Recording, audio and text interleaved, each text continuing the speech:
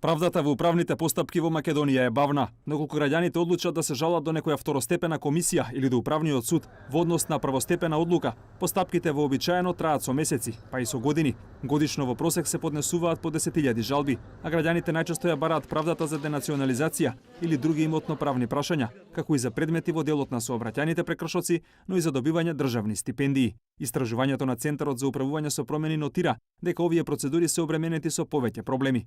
Комуникацијата меѓу институциите, наместо по електронски пат, се одвива по пошта, а управниот суд најчесто не носи конечни одлуки, туку ги враќа постапките во првостепениот орган.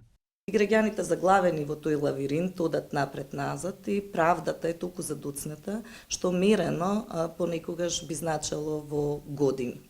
Сето ова ги дестимулира граѓаните да се обидат да стигнат до правдата, кога сметаат дека се обесправени во управните постапки.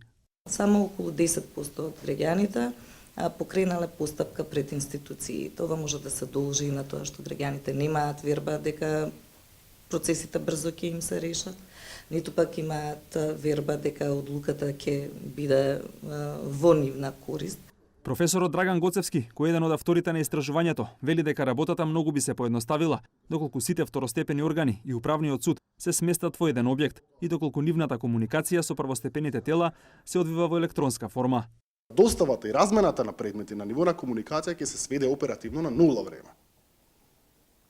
Нема да има загуба на документи и нема да има изговори од типот списите ги имаме, ама се изгубиле во пошта или не знам каде, или органот не може да ги најде, или да се оптеретува странката да ги прибавува некако доказните средства, ако првостепениот орган мора да ги има.